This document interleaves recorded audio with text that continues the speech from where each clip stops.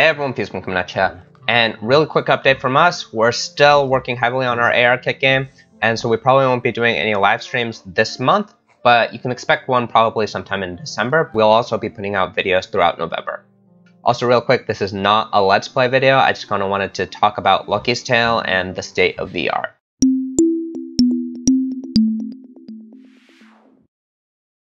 Lucky's Tale was a launch title for the Oculus Rift way back in quotes, in 2016, when at the time the Rift didn't even have touch controllers. That was something introduced several months after the Rift actually was launched. And it was at that time that games had to develop solely for the gamepad. It was just an Xbox controller that was bundled with every Rift to basically ensure that users had some form of input. Even the footage that you're seeing right now on screen, I'm just playing that solely with a gamepad, because even after the Touch launched and this game was updated, they added touch controls to move Lucky around, but it just felt a little weird to actually play with. So now it's about a year and a half later since Lucky's Tale was actually launched, and since the Rift was actually launched. So Playful Corp, the company that made Lucky's Tale, has been working on a sequel, which is now coming to the Xbox One. That said, this is not a VR title, it is a 2.5D, I guess, platformer. So the immediate conclusion you might have is that VR is failing. That's the reason why they went back to the standard 2D screen. Lucky's Tale was not a very successful game. And to some extent, that's not entirely false, but I also want to take some time to reflect on the state of the industry at that time and how far we've really come. Let's take ourselves back to 2016, where we're finally getting the release of the first PC VR headset, the Oculus Rift. Now, at that time, we hadn't even really formed this channel. There wasn't really much of a concept of sharing knowledge about developing for VR, and everything was in a very experimental phase. If you think that we are currently in this experimental phase, back then it was just completely wild. No one really knew what they were doing. The input at the time wasn't really even settled. At that time, you didn't even know if you were going to be developing for hand controllers or a gamepad or something in the middle. It was a really interesting time to develop for VR, honestly. At that time, I mean, Lucky's Tale was this launch title, and it fully embraced the gamepad.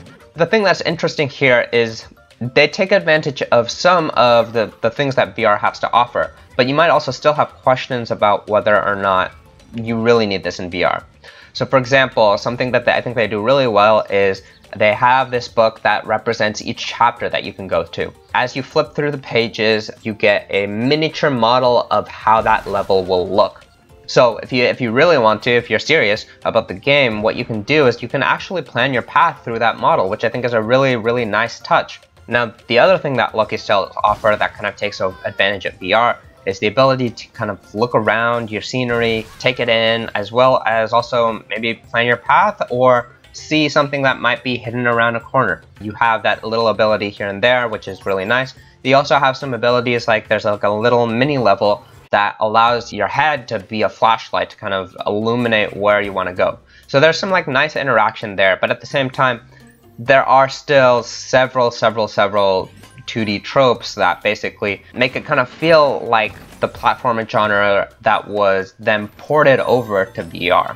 But at the same time, you got to keep in mind that this is 2016, where people are just experimenting with a bunch of different games and seeing how they work. If you ask someone to build a platformer now in VR, I'm sure that it's going to look drastically different.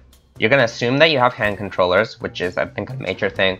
You're going to maybe think about it in some sort of tabletop side of way, where I'm maybe pointing where my character goes and navigating that way. I might have some sort of ability for me as the player to switch places with the character so that I can experience things in first person as well as in third person.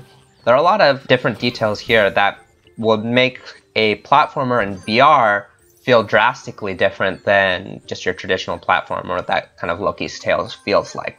And so, I mentioned before that the Lucky's Tale is now bringing out a sequel called Super Lucky's Tale, and this is purely a 2D platformer on a screen, so it kind of makes sense that they're moving in that route because that's where the game fits. It feels, without making drastic changes that actually work for VR. They're pushing it kind of to more where it fits, and where there's also a larger audience for them to consume. From a business standpoint, I think what move that Playful Core make was actually a really sound move to actually build their brand, and also just kind of makes themselves put in a really strategic position.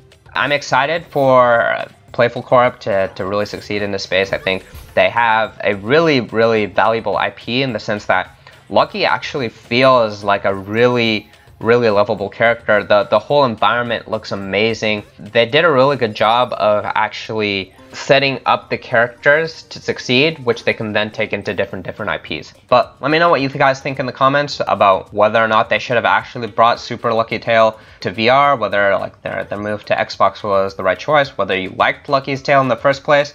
A bunch of different things to think about there. I'm excited for them, and I wish them the best. Hope you guys enjoyed this type of video. Until next time, this has been FusedMan, and I'm signing out.